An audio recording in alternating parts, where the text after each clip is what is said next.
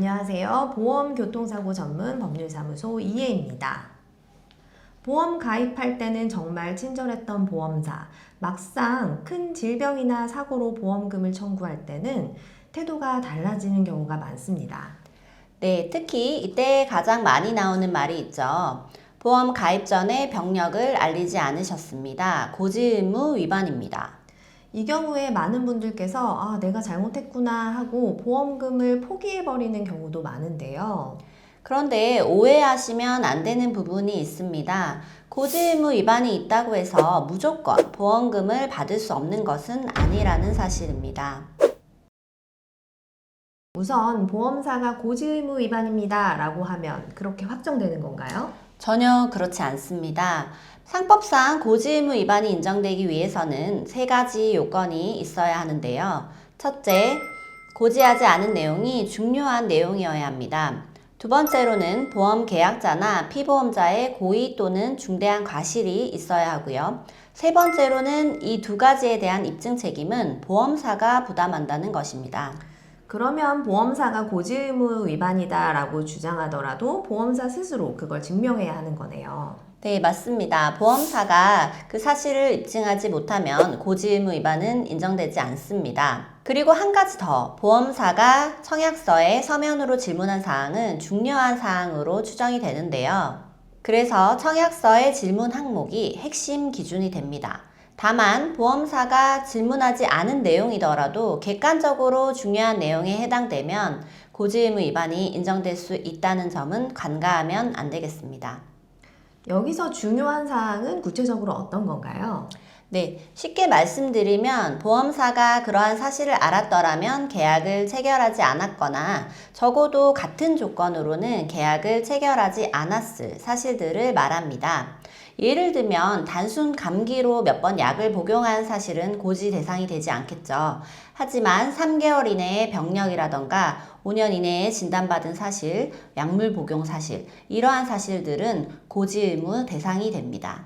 결국 기준은 보험사가 질문을 했는지 그게 중요한 내용인지 피보험자에게 고의나 중대한 과실이 있었는지 이 세 가지라고 할 수 있겠습니다. 그런데 보험사는 언제든지 고지의무 위반을 주장할 수가 있나요? 아닙니다. 여기서 실무상 놓치기 쉬운 포인트가 있습니다. 상법상 고지의무 위반을 이유로 계약을 해지하기 위해서는 기간 제한이 있는데요. 보험사가 위반 사실을 안 날로부터 1개월 이내, 계약을 체결한 날로부터 3년 이내에 해지권을 행사해야 합니다. 그 기간이 지나면 어떻게 되나요? 해지권 자체가 소멸하게 되는데요. 보험사가 뒤늦게 고지의무 위반을 이유로 계약을 해지하려고 하는 경우에도 이 부분을 다툴 수가 있습니다. 실무에서 보험사가 이 해지 기간을 도과하여 해지 통보를 하는 경우가 있는데요. 이 경우 해지 자체가 무효가 됩니다. 여기서 많이 궁금해 하시는 질문이 있습니다. 고지의무 위반이 인정되면 보험금은 그대로 끝인가요? 여기서 많은 분들이 오해를 하시는데 핵심은 인과관계입니다. 상법상 중요한 단서가 있습니다. 고지의무 위반이 있는 경우라도 인과관계가 없는 경우에는 보험금 지급을 거절할 수 없다는 내용인데요. 다만 인과관계가 없다는 것에 대한 입증 책임은 보험 계약자에게 있습니다. 쉽지 않은 싸움이죠. 인과관계, 이 인과관계에 대해서 좀 사례로 쉽게 설명해 주실 수 있나요? 예를 들어 보겠습니다. 가입 전에 위험 발병 사실이 있었는데 이를 고지하지 않았고 이후에 골절 사고가 발생을 한 거죠.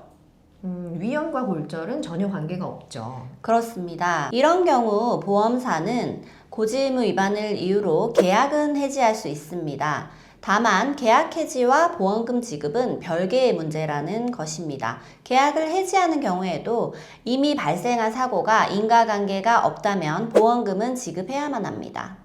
보험 계약은 해지되지만 그 사고에 대한 보험금을 받을 수 있다는 거네요. 네, 맞습니다. 많은 분들이 이 부분을 모르시고 보험금을 포기하는 경우가 많으시더라고요.